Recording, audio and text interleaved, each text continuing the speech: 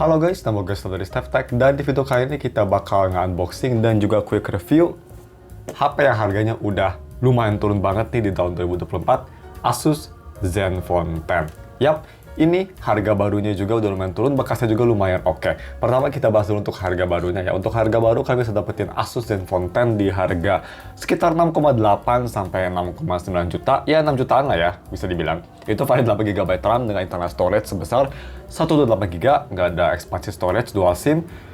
Itu yang pastinya full set resmi ya, karena itu baru. Untuk bekasnya sendiri, ini kalian bisa didapetin di harga sekitar 6,1 paling bagusnya, paling buruknya sekitar 6,5an. Variannya sama persis, dan itu tergantung kondisinya ya. Ada yang baru beli atau yang udah lama beli tergantung kondisinya. Untuk ini sebenarnya unit teman gue, jadi ini bukan gue yang beli, cuma teman gue ngebolehin gue untuk review HP-nya, sudah pretty good, thank you. Dan temen gue tuh belinya harganya lumayan bagus untuk ini, dia tuh kondisinya full set, pembelian bulan Februari, minusnya hanya satu, yaitu casingnya udah gak ada, jadi diganti sama casing pihak ketiga. Dia itu beli di harga 6,150, yang menurut gue worth it banget ya, apalagi sekarang gue lihat di Tokopedia harganya lumayan naik untuk bekasnya, nggak tahu kenapa. Tapi ya, seperti biasa, kalau misalnya kalian mau beli HP ini, gue bakal taruh semua linknya ada di deskripsi. Dan sambil kita buka boxnya, gue bakal bahas speknya, gue bakal taruh di sini speknya. Untuk speknya sendiri, ini pakai Snapdragon 8 Gen 2 yang bagus banget di HP ini menurut gue, karena bukan chipset panas. Terus dia itu layarannya 5,9 inci, compact 144Hz AMOLED display, tapi sayangnya belum LTPO. Dan hal-hal penting lainnya seperti udah UFS 4.0, ada headphone jack, udah Snapdragon Sound, UFS 4.0 tadi gue udah bilang, NFC, dan yang paling penting dia baterai juga cukup besar ya, di 4300 mAh baterai yang bisa fast charging sampai 30 watt. Tapi sayangnya bisa kita lihat tuh di speknya, USB-nya masih USB Type-C 2.0 yang agak menyayangkan, tapi it's okay lah. Anyway, balik lagi utamanya kita ke unboxing. Ini dia HP-nya ya, sangat compact, yang pastinya kita ke belakangnya dulu.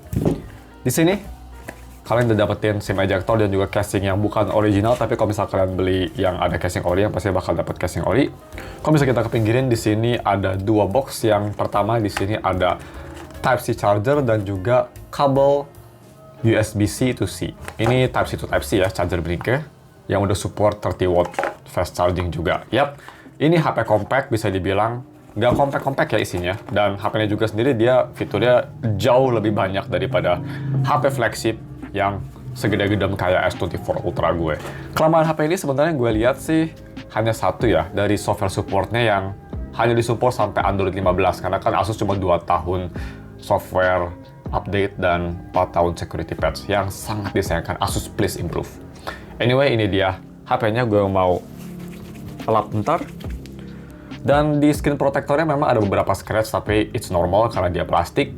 Untuk samping mulus, belakang juga ini masih mulus, masih ada plastik stiker ini, lumayan mulus. Dan untuk side button dan portnya sendiri, di sini ada, bisa kita lihat, power button yang berperan sebagai fingerprint sensor juga. Ini ada tulisan Zen Touch, mungkin kalau kelihatan di sini Zen Touch. Jadi ini tuh sebenarnya bisa diprogram juga smart key-nya. Bisa double tap atau press and hold untuk shortcut. Lumayan oke. Ada volume button yang masih sangat clicking. Pasti di atas ada the good old headphone jack. Mantap, udah support Snapdragon Sound. Di kiri nggak ada apa-apa, dan di bawah di sini ada dua speaker yang sama earpiece. USB Type-C yang masih 2.0 dan SIM slot yang sayangnya ini SIM-nya hanya dual SIM biasa, jadi nggak support micro SD. Ya, it's okay lah ya. Dan di belakang di sini bisa kita lihat desain yang gue sangat suka sih ini. Dia itu desainnya sangat simple, punya tekstur yang kayak aspal ya, tapi bagus. Udah dibalut oleh Corning Gorilla Glass Victus, body samping metal, dan di sini ada flash, single tone flash ini. Terus ada setup dual kamera yang lumayan besar, si buletannya. Main kamera 50 megapiksel, udah ada pakai gimbal optical stabilization, dan kamera kedua ini 13 megapiksel ultra wide. Untuk video recording ini udah super flexi, bisa sampai 8K 24 fps. Sedangkan kamera depan ini yang menurut gue agak disappointing. Dia megapiksel besar 32 megapiksel, tapi hanya bisa nirko sampai 1080p 30 fps, yang cukup menyayangkan.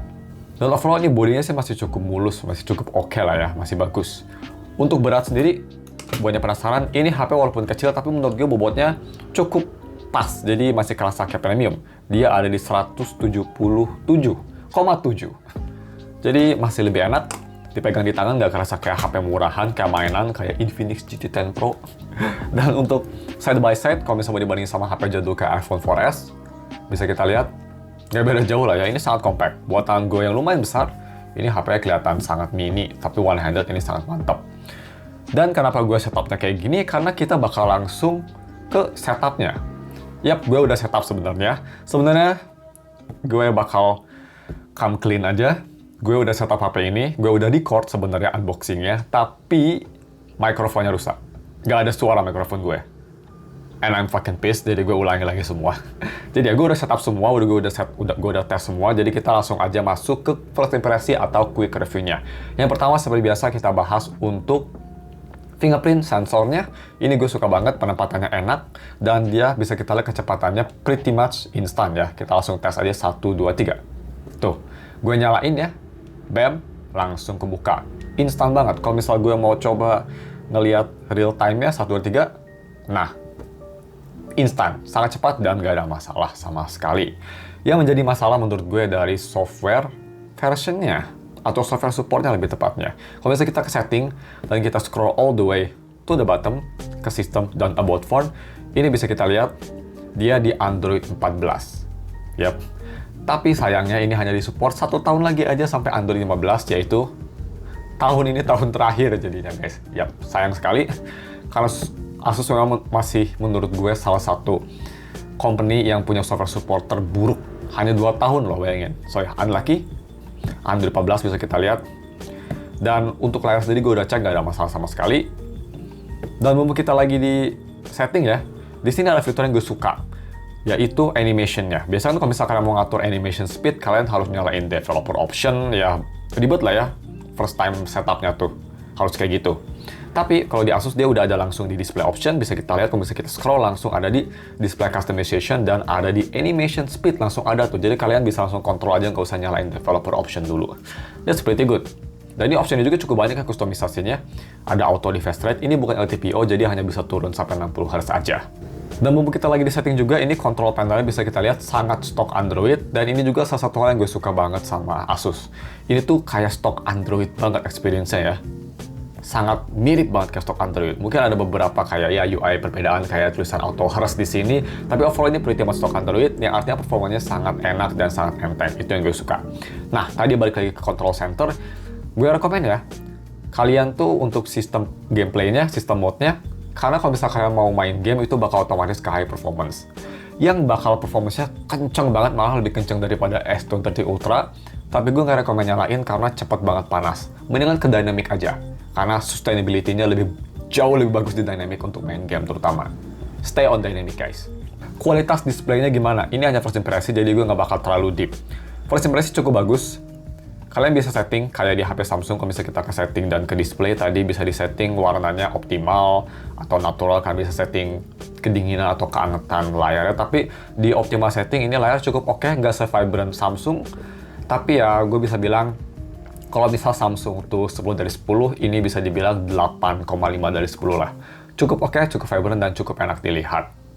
Cuma memang ini high brightness-nya kurang oke. Dia hanya bisa 700 nits HBM dan 1100 nits peak brightness untuk HDR content. Jadi bisa kita lihat ini gue udah full brightness pun kelihatan di studio yang gak terang-terang banget kayak HP flagship yang gue kemarin-kemarin review. Tapi it's oke lah. Yang bagus banget sih menurut gue ini dari haptiknya. Haptiknya ini cukup oke. Kalau misalnya bandingin sama Sony Xperia jauh lebih bagus. Di Zenfone 10, dia itu haptiknya lumayan powerful, lumayan bulat walaupun masih agak sedikit bleber, nggak sebulat kayak Samsung, Apple, atau Google, tapi udah cukup enak dan cukup bagus untuk haptiknya sendiri. Dan bagaimana untuk speakernya? First impression sih speakernya cukup bagus, dia super powerful ya. Speakernya tuh sangat powerful, volume step-nya juga ada banyak nih kelihatan, banyak volume step, super powerful speaker, dan kualitasnya ini gue rasa lebih ke arah warm. Jadi pas gue lagi setup tuh gue bandingin dikit sama HP utama gue S24 Ultra, dan gue rasa S24 Ultra punya mid-range yang lebih baik. Kalau misal di sini Zenfone 10 kayak lebih ketutup, lebih bassy ya suaranya. Tapi cukup oke, dan ini kecil-kecil sampai rawit guys. Nanti kalian stay tune aja minggu depan untuk reviewnya ya. Dan untuk benchmarknya sendiri, kita langsung aja lihat skornya. Gue udah tes Antutu sama Geekbench. Pertama kita lihat untuk Antutu, Ya, bisa kita lihat don't use high performance mode kalau misalkan lagi di sini atau misalnya lagi gaming. Tapi ini untuk tesnya gue pakai high performance mode ya, karena gue pengen lihat bisa sebagus apa. Bisa kita lihat skornya kecil-kecil sampai rawit. Pretty much 1,5 juta ya. Impresif. CPU 360.000 dan GPU-nya look at that shit bro. 600.000. Super powerful. Dan kalau misalnya kita ke Geekbench, ini Geekbench juga menurut gue sangat powerful. Dia 2007 single core dan 5377 multi-core. Ini pakai high performance mode, dan kalau misalnya pakai high performance mode, ini lebih kenceng daripada S23 Ultra. Multi-core juga. Nice. Dan bagaimana untuk DRM info? Untuk DRM info, dia ini ada di White Fine L1 yang pastinya kelihatan, dan sudah support HDR10+, dan white color game mode. Oke, langsung aja kita ke yang terakhir, yaitu kamera comparison-nya. Gue bakal komparasi ke beberapa HP, flagship juga kayak S24 Ultra gue, dan kita langsung tes ya. Pertama kita coba foto seperti biasa di good old Hilichurl Photo. Oke, ini pakai main kamera by the way. Ready? 1, 2, 3. Dan ini untuk ultra wide-nya. Yap, itu dia ultra wide-nya. Kalau di kamera ultra wide-nya kayaknya exposure-nya agak aneh, tapi ya bisa nilai sendiri. Dan ini satu lagi foto portrait di sini nih. 1, 2, 3. Boom. Dan terakhir tuh gue biasanya foto ini ya, komik ini nih. Untuk komparasi, 1, 2, 3. Kalau di Viewfinder sih ini masih oke banget ya, kayak flagship 2023 banget. Dan ini selfie-nya.